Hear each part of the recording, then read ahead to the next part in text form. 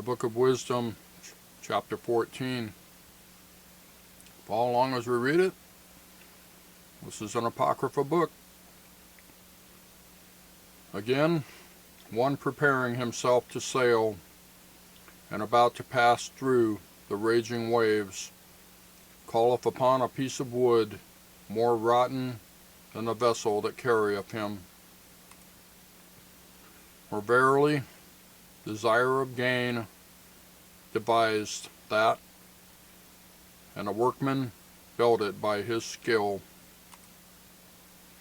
But thy providence, O Father, governeth it, for thou hast made a way in the sea, and a safe path in the waves, shewing that thou canst save from all danger, yea, though a man went to sea without art. Nevertheless, thou wouldest not that the works of thy wisdom should be idle, and therefore do men commit their lives to a small piece of wood, and passing the rough sea in a weak vessel are saved. For in the old time also, when the proud giants perished, the hope of the world governed by thy hand escaped in a weak vessel, and left to all ages a seed of generation. For blessed is the wood whereby righteousness cometh. But that which is made with hands is cursed, as well it as he that made it. He because he made it, and it because, being corruptible, it was called God. For the ungodly and his ungodliness are both alike hateful unto God. For that which is made shall be punished together with him that made it. Therefore, even upon the idols of the Gentiles shall there be a visitation, because in the creature of God they are become an abomination, and stumbling blocks to the souls of men, and a snare to the feet of the unwise. For the devising of idols was the beginning of spiritual fornication, and the invention of them the corruption of life. For neither were they from the beginning, neither shall they be forever. For by the vainglory of men they entered into the world, and therefore shall they come shortly to an end. For a father afflicted with untimely mourning, when he hath made an image of his child soon taken away, now honored him as a god, which was then a dead man, and delivered to those that were under him ceremonies and sacrifices.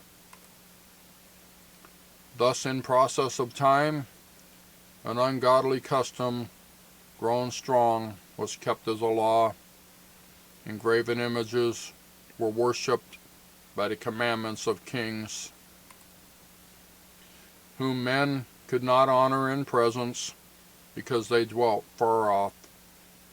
They took the counterfeit of his visage from far, and made an express image of a king, whom they honored, to the end that by this their forwardness they might flatter him that was absent, as if he were present. Verse 18. Also, the singular diligence of the artificer did help to set forward the ignorance to more superstition. For he, peradventure, willing to please one in authority, forced all his skill to make the resemblance of the best fashion. And so the multitude, allured by the grace of the work, took him now for a god, which a little before was but honored. And this was an occasion to deceive the world, for men, serving either calamity or tyranny, did ascribe unto stones and stocks the incommunicable name. Moreover, this was not enough for them, that they erred in the knowledge of God, but whereas they lived in the great war of ignorance, those so great plagues called they peace. For whilst they slew their children in sacrifices, or used secret ceremonies, or made revilings or revilings of strange rites,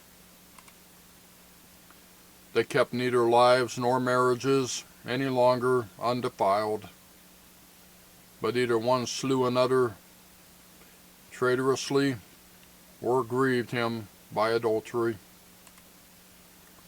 so that there reigned in all men without exception blood, manslaughter, theft, and dissimulation, corruption, unfaithfulness, tumults, perjury, disquieting of good men, forgetfulness of good turns, defiling of souls, changing of kind, disorder in marriages, adultery, and shameless uncleanness. For the worshipping of idols, not to be named, is the beginning, the cause, and the end of all evil.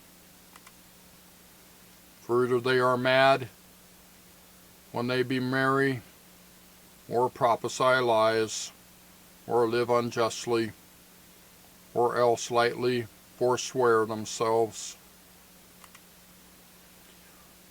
For insomuch as their trust is in idols, which have no life, though they swear falsely, yet they look not to be hurt. Howbeit, for both causes shall they be justly punished, both because they thought not well of God, giving heed unto idols, and also unjustly swore in deceit, despising holiness. For it is not the power of them by whom they swear, but it is the just vengeance of sinners that punisheth always the offense of the ungodly.